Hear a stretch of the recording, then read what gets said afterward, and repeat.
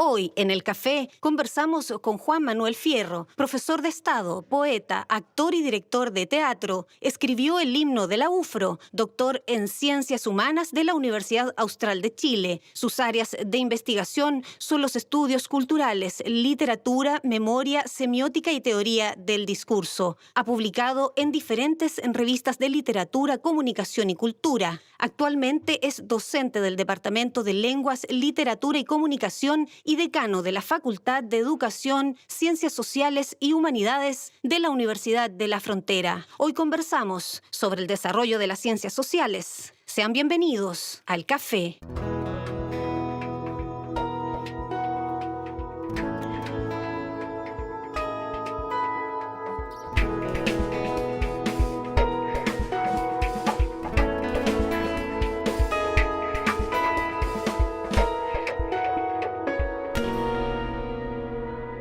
Y aquí estamos nuevamente en otro capítulo del Café. Ya vieron nuestro invitado, un invitado de honor, de gran tradición de acá de la Universidad de la Frontera, Juan Manuel Fierro. Bienvenido al Café.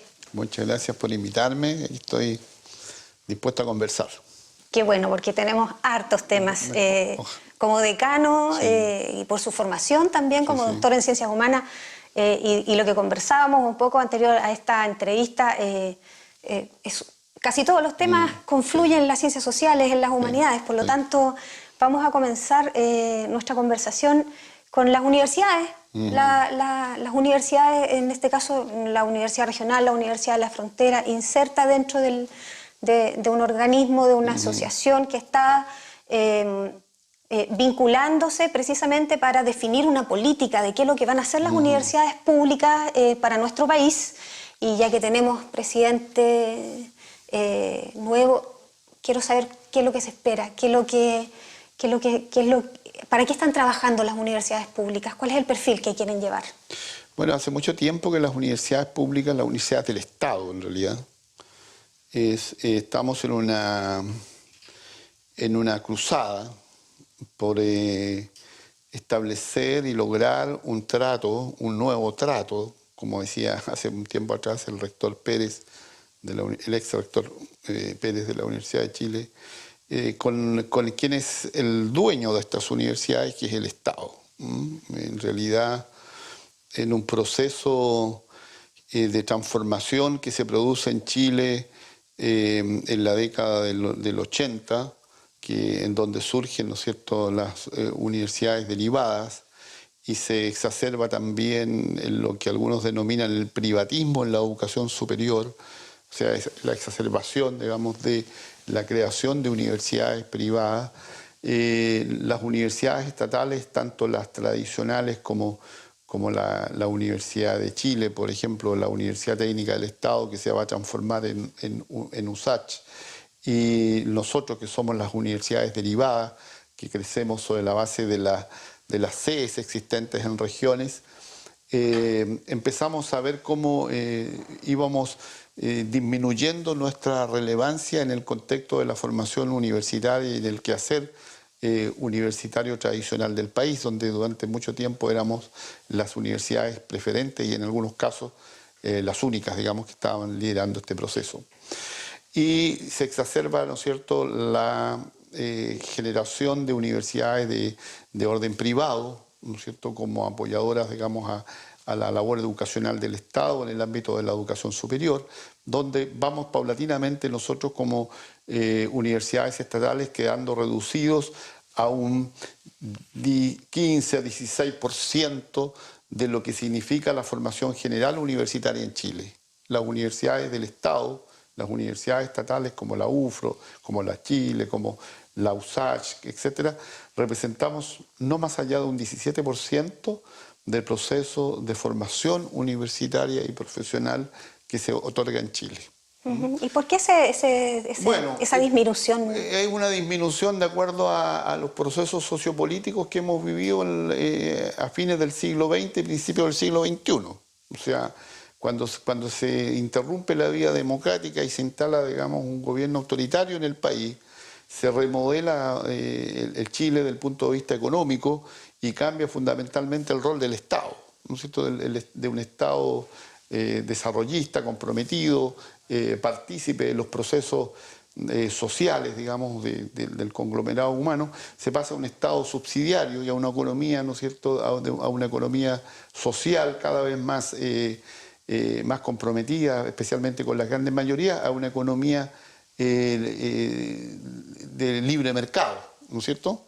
Algunos dicen más de mercado que de libre. Entonces, el Estado empieza a reducir su responsabilidad y su participación y pasa a ser como un gran regulador de todas las actividades del país. Profesor, pero en democracia son 30 y tantos Claro, años es lo que se que conoce, esto es lo que se conoce como el Estado subsidiario. Entonces, evidentemente que ahí es donde se exacerba, digamos, el privatismo a nivel de las universidades en el país. Fíjense que no se privatiza ninguna universidad estatal, pero sí se exacerba la creación de universidades. Tanto es así, como le digo, que nosotros somos solo el 17% de toda la gama de universidades que existen en Chile, superior a 60. Nosotros representamos un número de ese porcentaje.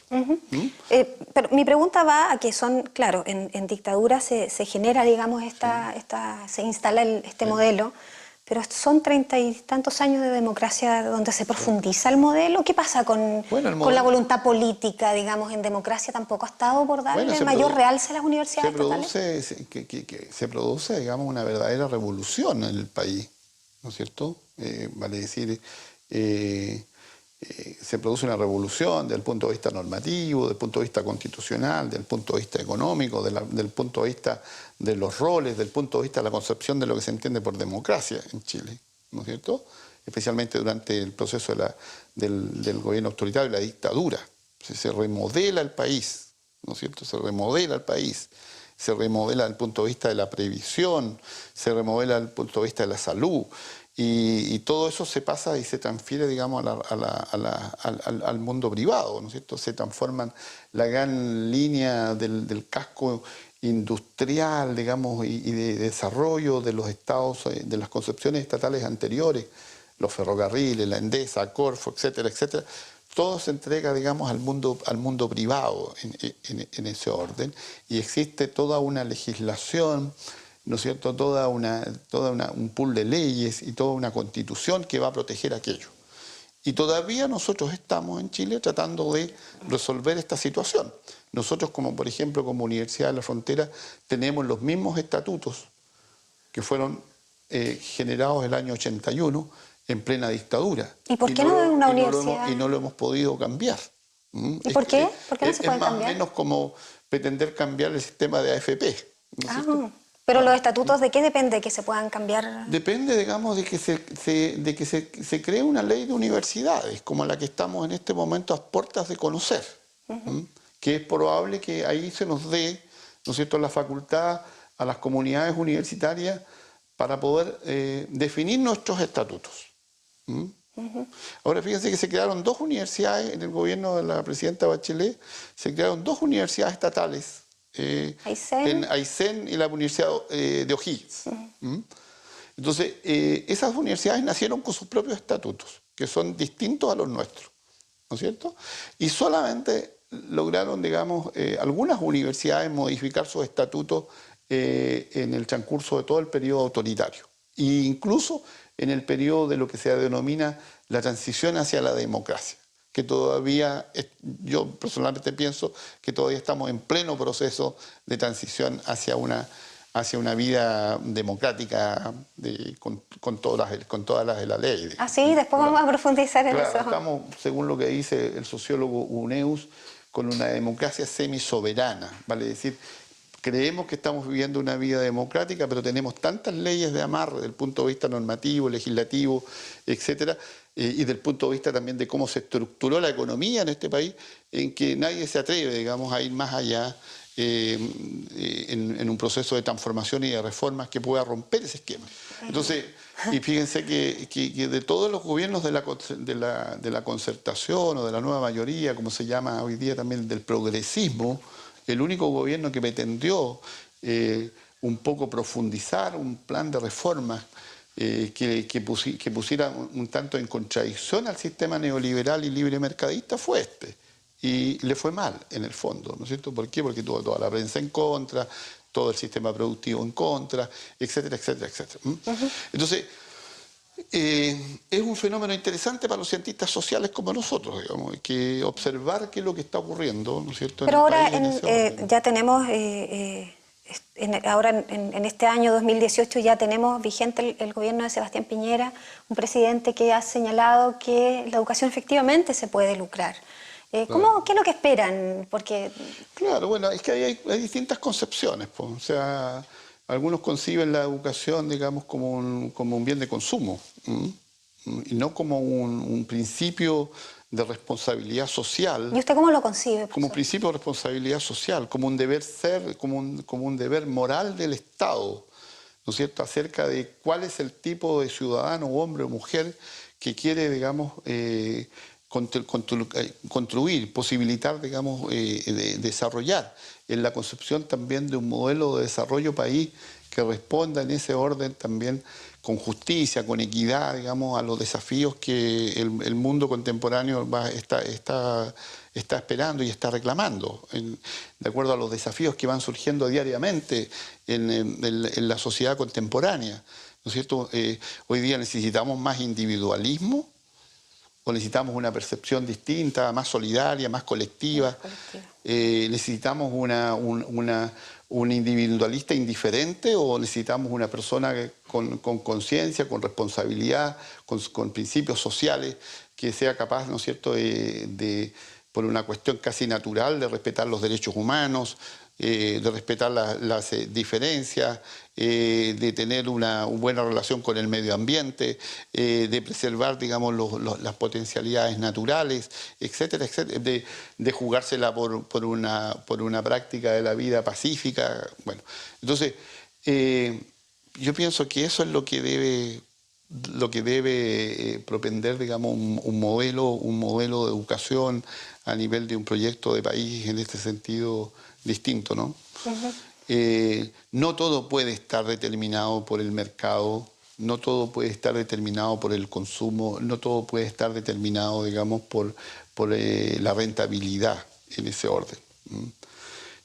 Debemos generar una sociedad que no dependa tanto del consumo y que para posibilitar, entre comillas, la democracia del consumo, yo exacerbe, por ejemplo, el crédito como un mecanismo de existencia de las personas. O sea, el crédito hoy día se ha transformado en una verdadera cadena de esclavismo de la gente.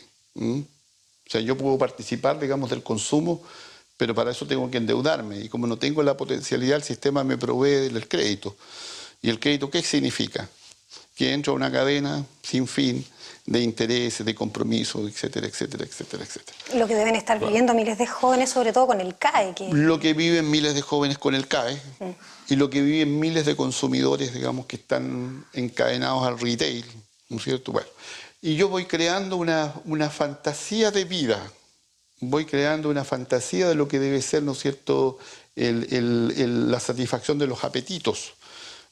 Como la ley del deseo. Entonces me van rankeando por último a dónde me voy de vacaciones. Entonces me ofrecen la posibilidad de irme de vacaciones y me ofrecen la posibilidad de que yo vaya a descansar aparentemente consumiendo un crédito, ¿no es cierto? Y voy, qué sé yo, una semana a las Bahamas y luego estoy 1 año y medio pagando ese simulado descanso que tuve porque para algunos le da estatus aquello. O sea, cuando la gente comienza a pensar así, es porque en realidad se requiere de una reflexión mucho más profunda acerca de lo que estamos viviendo como sociedad y cuál es el rol que debemos jugar en las entidades que estamos formando, actores sociales, para ese mundo o para un mundo distinto al respecto. O sea, es una gran responsabilidad nuestra, sin duda.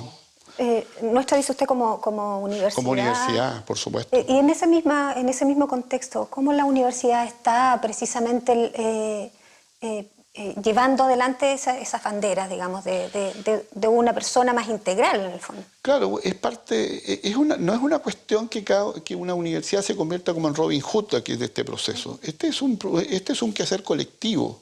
Y volviendo a la primera pregunta. Las universidades tienen, digamos, un rol. Claro, las universidades estatales, que no tenemos, ¿no es cierto?, una concepción de entender la educación como un bien de consumo y que no nos mueve el lucro como razón de ser, ¿no es cierto?, tenemos una convicción mucho más comprometida con los desarrollos de nuestras sociedades, con los desarrollos de la persona humana en este orden. Entonces, eso es lo que pretendemos, ¿no es cierto? Eso es nuestro idearium, que es el idearium permanente de una verdadera universidad, contribuir al desarrollo, al mejor desarrollo de sus comunidades humanas, al mejor desarrollo de la sociedad. Y eso es lo que pretendemos las universidades estatales en Chile, ¿no es cierto? Lo que se llama hoy día también las universidades, ¿no es cierto?, de bien público o de responsabilidad social, ¿no es cierto? Algunas crecen, ¿no es cierto?, sobre la base de la venta de sus procesos de enseñanza, y otras, ¿no es cierto?, estamos permanentemente luchando por hacer cada vez mejor lo que queremos hacer y debemos hacer con un idearium diferente. ¿Cuánto impacta en el quehacer de la universidad, por ejemplo, lo que señalaba usted del estatuto, que todavía no se puede cambiar desde esa década? ¿Qué cosas amarra este estatuto que hoy día están, digamos...? Bueno, amarra una serie de situaciones del punto de vista de las formas como tomamos decisiones al interior de la universidad, de los elementos constitutivos, digamos, de la forma, digamos, como podemos generar nuevos programas de educación, cómo podemos establecer criterios para jerarquizarnos de manera diferente, digamos, en nuestras comunidades, del modo de cómo nos responsabilizamos a nivel de la participación y de los roles, etcétera. Digamos, es una cuestión muy, muy fundamental el hecho de que no podamos tomar decisiones acerca de cómo responder también a los requerimientos que los tiempos nos van exigiendo de acuerdo a los amarres estatutarios que tenemos. Y en el escenario político con que queda el gobierno, digamos, o Chile en general, ya sea a través del Parlamento, con un nuevo gobierno instalado. Mire, abrigo pocas esperanzas en ese orden. Yo creo que vamos a tener que seguir bregando muy fuerte al respecto en ese sentido. Creo que vamos a tener que desarrollar, organizarnos mejor, trabajar de mejor manera, mantener, como decía Neruda, una ardiente paciencia frente a estos procesos sociales que nos toca vivir como universidades del Estado. Fíjense usted que nosotros somos el país de la OECD que tiene menos responsabilidad a nivel del Estado en los procesos de formación de sus cuadros profesionales. Somos el país que tiene menos porcentaje de responsabilidad. Como por ejemplo, ¿cuáles son los porcentajes que se mide para...? Bueno, por ejemplo, claro, ¿cuántas son las universidades del Estado que están contribuyendo a la formación de profesionales, que están contribuyendo al desarrollo de la generación de nuevo conocimiento a través de la investigación, que están contribuyendo a la formación de masa crítica de alta calificación como es la enseñanza de los posgrados y así sucesivamente? En los países de la OECD, ¿no es cierto?, el porcentaje de la responsabilidad de las instituciones estatales es cercano al 70%. En Chile, esa responsabilidad es cercana al 17%. O sea, si en Chile se educan a nivel de la educación superior 100 alumnos, de esos 100, solo el 16% lo hacemos nosotros como universidades estatales. Entonces, sin duda es un desequilibrio tremendo. No podemos crecer, ¿no es cierto?, anualmente a nivel de nuestras matrículas, por ejemplo. El Estado nos regula, ¿no es cierto?, para ese crecimiento, cosa que no ocurre con las universidades privadas. Que pueden hacerlo... Que pueden hacerlo libremente, ¿no es cierto? el Estado no se preocupó de regular, por ejemplo, el tema de la gratuidad a nivel de las poblaciones de las universidades privadas que ingresaron a la gratuidad. O sea, tenemos universidades que tienen muchos, una cantidad impresionante, los triplican a nivel de alumnos a nosotros, ¿no es cierto? Y por supuesto van a recibir mucho más recursos en ese orden y tienen también más posibilidades de manejar esos recursos porque están en el estatuto privado. En cambio nosotros estamos en el régimen público, en donde para comprar una ampolleta tenemos que subirla a un sistema, ¿no es cierto?, que es el sistema de compras públicas, en donde cuando nos llega la ampolleta a veces ya no la necesitamos porque tenemos que buscar otro elemento que se nos está exigiendo, digamos, de acuerdo a la evolución de los tiempos. Entonces, evidentemente que ahí hay un gran trabajo por hacer y que no se ha logrado en todo este tiempo de los gobiernos. Creo que falta voluntad política.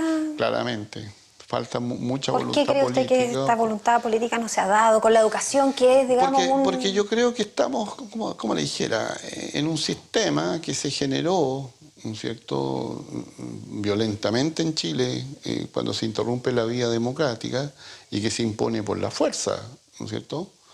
Se impone por la fuerza. Todo lo que se hizo en Chile durante el gobierno autoritario se hizo por el imperio de la fuerza, ¿no es cierto? Se cambió, qué sé yo, el modelo educacional a nivel de básica, media y superior, se cambió el sistema de previsión, se cambió el sistema de salud, y así sucesivamente, ¿no? Entonces se fue exacerbando también el espíritu individualista. O sea, usted capitaliza individualmente para su vejez, ¿no es cierto? Usted se va a convertir, usted resuelve sus dificultades solo, sus problemas solo. Se interrumpen, qué sé yo, la vía de los sindicatos y todo ese tipo de cosas que eran tradición en la vida democrática chilena, ¿no es cierto? Y bueno, por lo tanto es muy difícil en un momento determinado producir una transformación. Miles de personas han desfilado en Chile pidiendo no más AFP. Sí. Miles de personas después de 30 o 40 años de trabajo viven como jubilados con 180.000 pesos mensuales. O sea, de un sistema que había prometido que se iba a comportar como un Mercedes-Benz, ¿no es cierto? Entonces, y no se puede cambiar. Y hemos tenido, qué sé yo, mayoría progresista en el Parlamento, en este último gobierno, por ejemplo. Y solo se hicieron reformas, como te dijera, de maquillaje en este tipo de situaciones. Porque si no, todo el modelo se iba a desmoronar. O sea, cada vez que la economía está bien, no podemos avanzar en reformas porque la ponemos en riesgo. Y cuando la economía no está bien, no podemos avanzar en reformas porque la ponemos en riesgo. Entonces, por ese tipo de cosas, evidentemente que desde el punto de vista social no se puede avanzar, porque siempre se nos dice, ¿no es cierto?, que estamos al borde de la tragedia, ¿vale? Si cambiamos el sistema de predicción en Chile, nos vamos al precipicio y... Chilezuela. Claro, y nos vamos a poner así sucesivamente, ¿te das cuenta? ¿Cómo lo hacemos, o cómo percibe usted, por ejemplo, ahora esto que señala usted que parece tan claro, digamos, se contradice un poco con la alta votación que tuvo un gobierno de derecha que...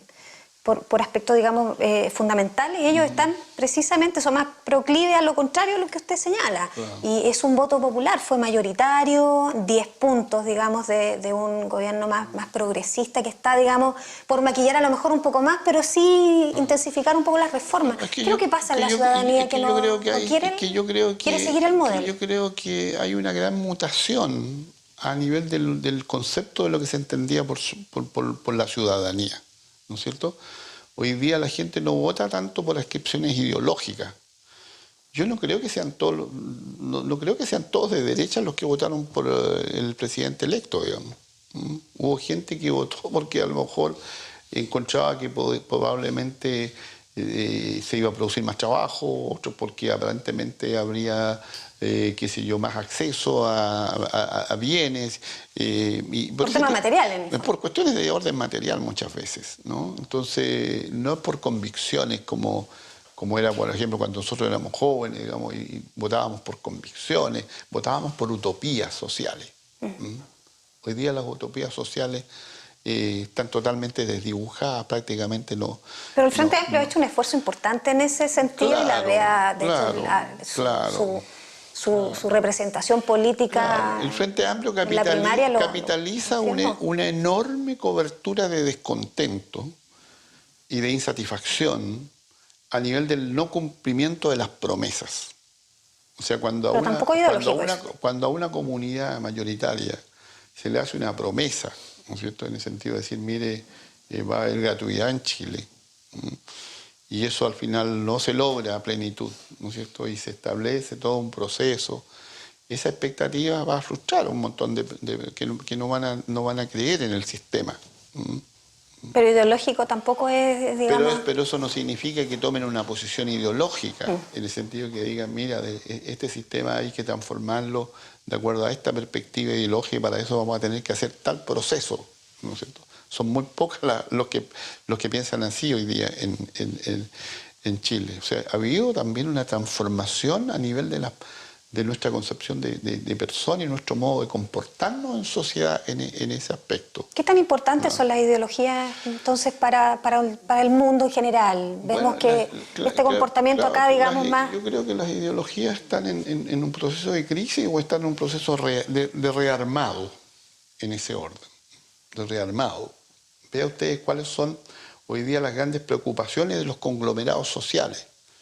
El tema del medio ambiente, por ejemplo, qué es lo que va a ocurrir con el agua, el tema del género, el tema de las minorías sexuales, el tema del respeto por las diferencias, todo ese tipo de cuestiones son las que hoy día son las que están movilizando a la gente, ¿no es cierto? El tema de la independencia, ¿no es cierto? Bueno, esas cuestiones no están adscritas, digamos, a los grandes modelos ideológicos que nos movieron durante muchas jornadas del siglo XX, ¿no es cierto?, que era, qué sé yo, el tema de la problemática de la propiedad sobre los recursos de producción, ¿no es cierto?, la gran lucha de lo que en un momento determinado se denominaba la lucha de clases entre las sociedades, ¿no es cierto? Ahí jugábamos a procesos de una gran densidad utópica y de una gran densidad ideológica, ¿no es cierto?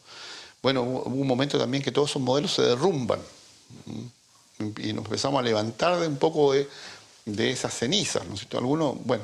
Algunos se levantan mucho más rápidamente, se reorganizan más rápidamente, fundamentalmente las opciones del capital, y van generando toda una transformación y un predominio absoluto en el mundo hoy día, digamos. Juan Manuel, usted es profesor de formación, digamos. Sí.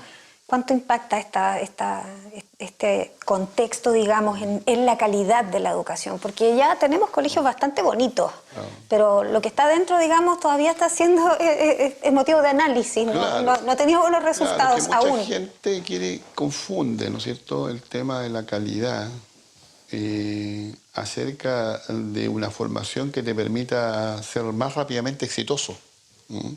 Sí. Y volvemos nuevamente a la ideología. Y volvemos nuevamente a la crisis que estamos viviendo, ¿no es cierto? Sí. Entonces... ¿Cómo enfrenta la Universidad de la Frontera esto? Porque es la Universidad de la Frontera una tradición en formación de docentes en la región y en el sur de Chile. Nosotros la enfrentamos cada vez más aproximándonos a cumplir con nuestra misión universitaria, que está definida, ¿no es cierto? Una universidad del Estado, una universidad de ubicación regional, muy comprometida con las comunidades que la sustentan y que le dan origen, muy comprometida con un sentido crítico, digamos, y con un proceso también de compromiso en la formación de capital humano que responde a esos principios. Ese es el utópico. Acerca de si lo estamos logrando o no, eso es una cuestión también controversial y que debería ser muy controversial, digamos, a nivel de la universidad. Estamos en una región muy compleja, que tiene complejidades históricas no resueltas, una comunidad regional que crece con dificultad a nivel de su desarrollo económico, una comunidad regional con muchas inequidades sociales y humanas muy fuertes, Bueno, y nosotros estamos como universidad estatal tratando de responder a esos desafíos, pero también muy determinada por los desafíos que el propio Estado nos exige para poder seguir siendo, digamos, ¿no es cierto? A nivel de ir alcanzando metas, el logro de indicadores, mejoramiento de procesos, etcétera, etcétera, donde muchas veces por alcanzar aquello nos olvidamos también de lo sustantivo. ¿Cómo, usted señalaba en una región compleja? Yo me imagino que se refiere a la temática mapuche principalmente, obviamente. Es una tradición de la facultad integrar a muchos estudiantes mapuche. Ellos, ¿cómo enfrentan la educación, digamos, o la formación en la Universidad de la Frontera? Yo me imagino también para ir cambiando sus propios paradigmas culturales o para ir formando sus propios líderes. Fíjate que nosotros, de toda nuestra comunidad de estudiantes de pregrado, que somos entre 8.000 a 9.000 alumnos, casi un 25% se define como perteneciente a una comunidad originaria, fundamentalmente mapuches. Es un número considerable, es un número tremendamente considerable. Y es natural que ocurra, porque aquí es donde tenemos la mayor densidad de población indígena del país, en esta región, fundamentalmente. Entonces, claramente ese es un caracterizador de nuestra sociedad, como es un caracterizador también de nuestra sociedad regional, de la región de la Araucanía, el haber llegado 70 años atrasado, digamos, al proyecto de desarrollo nacional y de la República. Acuérdense que nosotros fuimos incorporados hace muy poco, después de la guerra del 79, del año 81, 80, por ahí. Por lo tanto, no somos una región... Claro, comparada con las otras regiones del país somos nuevas. No somos una región bicentenaria. Entonces, somos una región, en este caso, muy, muy joven, ¿no es cierto?, como proyecto de Estado, y que generó, ¿no es cierto?, en su instalación las grandes contradicciones que hoy día nos están desafiando, no solamente a nivel de lo que somos como región, no solamente a lo que significa la Universidad de la Frontera en este contexto, sino que a todo el país, acerca de cómo resolver este enorme dilema que tenemos en nuestra relación con los pueblos originarios, digamos, en ese aspecto. Es un quehacer fundamental para esta universidad en este contexto, y es un quehacer que está siendo observado por el mundo en relación a cómo nosotros vamos a resolver, digamos, las problemáticas que tenemos o los desafíos que tenemos con los pueblos originarios, especialmente con el pueblo mapuche. Y estamos encaminados hacia eso, ¿no? Yo creo que sí, yo creo que tenemos que dar cada vez más pasos de compromiso en ese orden, en la complejidad de lo que significa este fenómeno, que es un fenómeno social, humano, político, y que tenemos que aprender a verlo de esa manera. No es solamente un fenómeno vinculado con la pobreza, ¿no? Es un problema social, es un problema humano, es un problema político. Y por lo tanto tenemos que tratar de contribuir a resolverlo sobre la base de esa naturaleza. Entonces, es sin duda un desafío enorme. Bueno, nosotros estamos, por supuesto, como universidad, contribuyendo a la formación, sin duda, de una masa crítica importante de jóvenes profesionales mapuches en todas las áreas, ¿no es cierto?, que están problematizando la situación, pero también, sin duda, también contribuyendo a resolver esta situación de la mejor manera posible. Y como decía un profesor acá de la Universidad de la Frontera en una entrevista anterior, haciendo sus propias investigaciones y generando sus propios hitos, digamos. Sí. Tenemos que irnos, el café ya nos vamos a despedir. Quiero dejarle la cámara, profesor, para que pueda enviarle un mensaje a la gente que lo estaba mirando. Y también aprovechar de preguntarle dentro de su mismo discurso los desafíos para la facultad, que no alcanzamos a tocarlos, me imagino que son muchos y muy interesantes, pero la conversación también ameritaba el tiempo que tuvimos. La pantalla es suya. Nosotros estamos formando educadores, profesores en la universidad, en 6 pedagogías, estamos formando sociólogos, estamos formando psicólogos, estamos formando trabajadores sociales, y con mucho compromiso de formarlos adecuadamente para que puedan cumplir también el rol social que les corresponde. Hemos señalado que como facultad vamos a cumplir con todos los requerimientos que se nos exige a nivel de lo que hoy día se entiende por calidad de los procesos y por responsabilidad a nivel de las metas y los indicadores que se nos piden en cuanto a productividad científica, desarrollo de proyectos, mejoramiento de los indicadores de formación, etc. Pero también hemos señalado que no vamos a abandonar los principios fundamentales que deben caracterizar una universidad y una facultad de educación, ciencias sociales y humanidades muy vinculada a las problemáticas reales de la vida social, a los grandes desafíos sociales, humanos, económicos y políticos de la sociedad contemporánea, en donde nosotros como universitarios tenemos que contribuir, digamos, a clarificar, a abrir caminos, a mirar con nuevas perspectivas de cómo enfrentar los grandes desafíos que se nos vienen a nivel regional, a nivel país y a nivel universal. Muy bien, en la conversación con Juan Manuel Fierro, decano de la Facultad de Educación, Ciencias Sociales y Humanidades de la Universidad de la Frontera. Le damos las gracias por estar en este Gracias programa. por invitarme a este café. Que no se lo tome, pero se lo va a tomar. Lo tengo ahí como una dimensión simbólica porque yo tomo té. Profesor. Tomo té, así es que no importa. Creo que ha sido muy grata la conversación. Se nos fue volando el tiempo y bueno, estoy disponible para cuando ustedes lo estimen. Muchas gracias, sin duda que lo vamos a tener nuevamente como invitado en nuestro programa. A ustedes muchas gracias como siempre por acompañarnos acá en el café, en las pantallas de UFRO Visión. Muchas gracias, que estén bien.